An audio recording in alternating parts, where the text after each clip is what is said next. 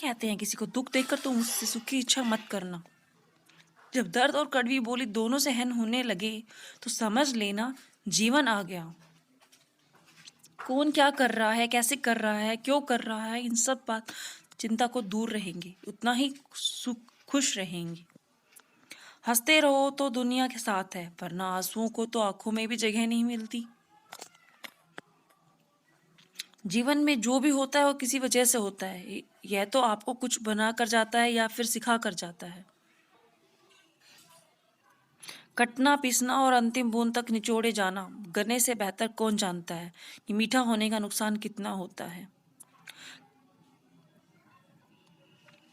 जब कोई दिल दुखाए तो सबसे बेहतर है कि हम चुप हो जाएं, क्योंकि जिन्हें हम जवाब नहीं देते उन्हें फिर एक तक वक्त जवाब देता है। अंधे बहरे गूंगे बनकर अपने लक्ष्य पर ध्यान देते रहो। यहाँ इतना खाली लोग हैं कि खुद तक कुछ करेंगे और ना करने वालों को कुछ करने देंगे, उनका मनोबल भी तोड़ देंगे। लोग जरा सी बात पर आपको छोड़ देते हैं और भगवान जरा सी प्रार्थना से आपको थाम लेते हैं। कर्मों से हरिये, ईश्वर से नहीं। ईश्वर तो माफ कर देता है मगर कर्म नहीं। यह अटल सत्य है कि बछड़ा भी 100 गायों में अपनी माँ को ढूंढ लेता है, उसी प्रकार कर्म अपने कर्ता को अच्छा नहीं तो कल ढूंढ लेता है।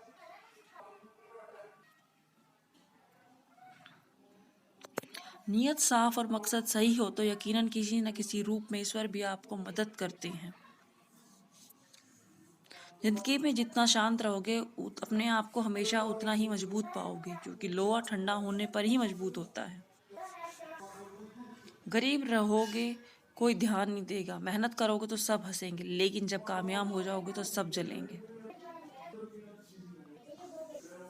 जिंदगी वो हिसाब है जिसे पीछे जाकर सही नहीं किया जा सकता, इसलिए आज में सुधार करें और पुरानी बातों का अनुभव की तरह इस्तेमाल करें। जिस जिंदगी में उत्साह, लक्ष्य और अनुशासन ना हो उस जिंदगी जीना नहीं, जिंदगी काटना कहते हैं।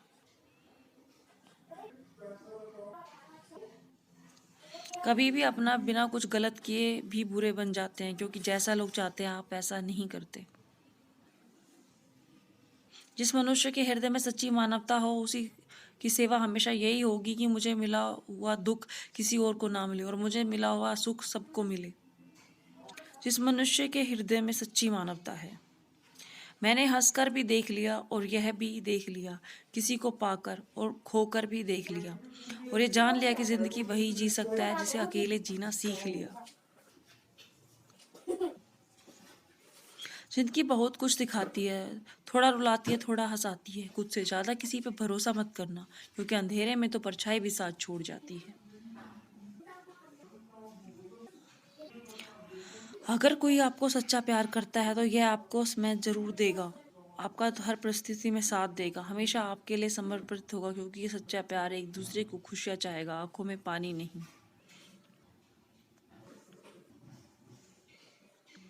लोहे को कोई कष्ट नहीं कर सकता, बस उसका जंग उसे नष्ट कर सकता है। इसी तरह आदमी को भी कोई और नहीं बल्कि उसकी सोच ही नष्ट कर सकती है। इसलिए सोच अच्छी रखोगे निश्चित अच्छा ही होगा। इतने कमज़ोर मत बनो कि कोई भी आपको तोड़ सके, बल्कि इतने मजबूत बनो कि आपको तोड़ने वाला खुद ही टूट जाए। दर्द आपको मजबूत बनाता है, डर आपको बहादुर बनाता है, अनुभव आपको सीख देता है। जिस दिन हम समझ जाएंगे कि सामने वाला गलत नहीं है, सिर्फ उसकी सोच से हमें अलग है, उस दिन जीवन से सब दुख दूर हो जाएंगे। क्यों रोते हो मन का ना होने पर, जो लिखा है वही होकर रहेगा। सस्ता बंद करने से पहले भगवान 10 रास्ते खोल देते हैं। गर्मी के मौसम में पत्ते सूखने के बाद भी पंछी घोंसला नहीं छोड़ते, क्योंकि वो भी जानते हैं कि बरसात आएगी और पेड़ पर पत्ते आएंगे। जो हुआ उसे भूलकर कहीं शुरुआत करो और बंद रखो, जिसके कोई नहीं होता उसका भगवान होता है।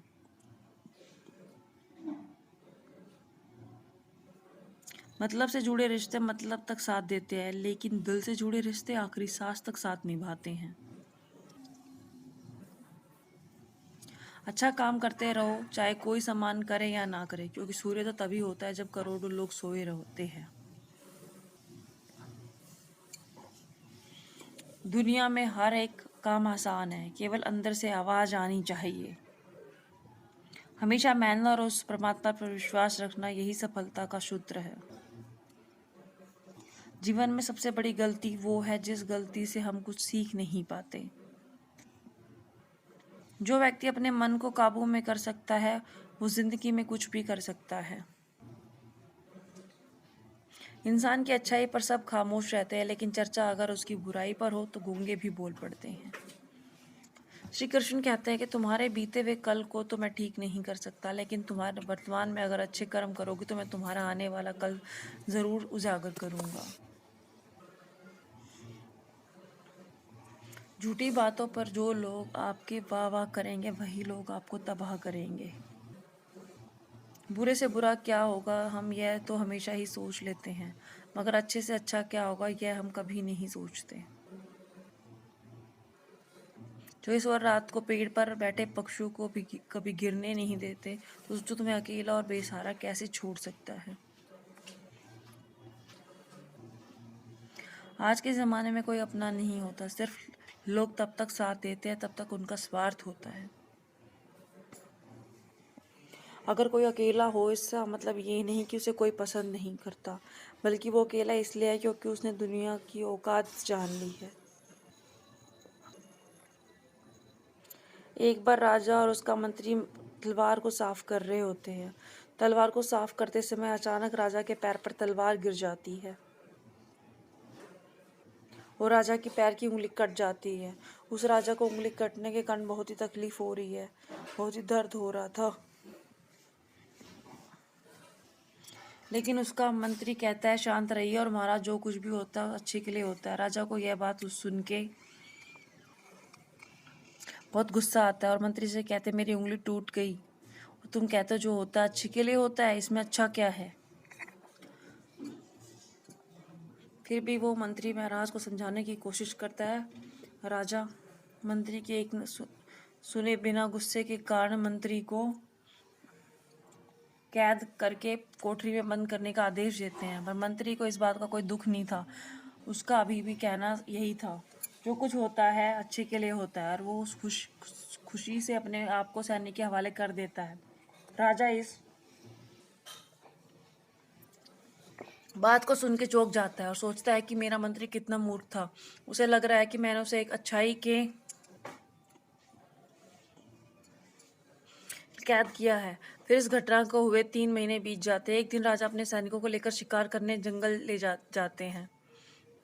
राजा को एक हिरण दिखता है। उस हिरण का पीछा करते राजा अपने सैनिकों को अलग हो जाते हैं और घने जंगल में चले जाते हैं। पर उस एक हिरण को पकड़ नहीं पाते, जंगल में खो जाते हैं। जब राजा को पता चलता है कि वो जंगल में खो गए हैं, तब तो बाहर जाने का रास्ता ढूंढते हैं, लेकिन अचानक कुछ जंगल में रहने वाले आदिवासी लोग उसके राजा को घेर लेते हैं। उन लोगों पता नहीं था कि ये एक राजा है। वो लोग अपने देवता को बलि चढ़ाने के लिए एक इंसान को ढूंढ रहे थे। आदिवासी लोग राजा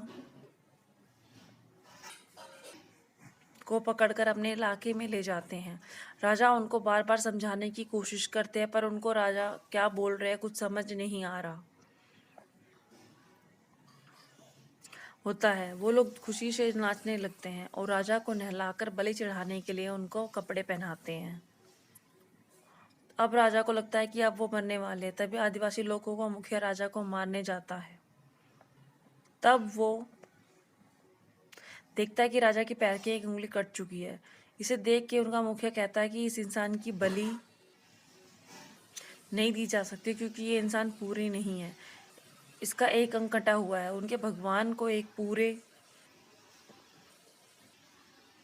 इंसान की बलि दी जा सकती है। अगर इस इंसान की बलि दी जाएगी जिसका अंग पहले से कटा हुआ है, तो देवता खुश होने की जगह नाराज हो जाएंगे। फिर वो लोग राजा को छोड़ देते हैं।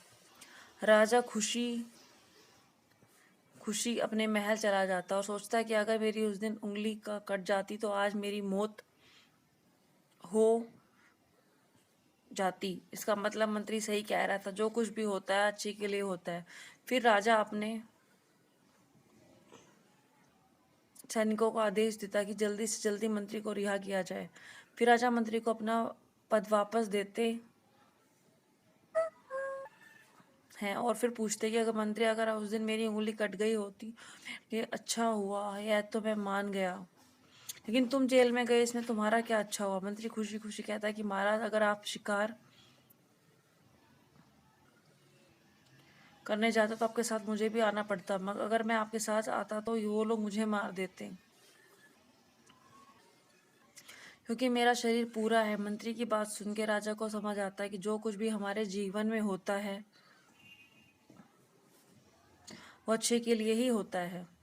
अगर हम अपने जीवन में देखें तो हमारे जीवन में भी कुछ मुश्किल आते हैं, हम उनका सामना नहीं करते और हम उनको दोष देते हैं। हम यह समझ पाते हैं कि मुश्किलें हम लोग बढ़ाने और मजबूत करने के लिए आते हैं। हमें हर मुश्किलों को सकारात्मक तरीके से देखना चाहिए, क्योंकि हर चीज़ कुछ ना कुछ सिखा कर जाती है और हर व्यक्ति के जीवन में सुख और दुख का आना जाना रहता है। दोस्ता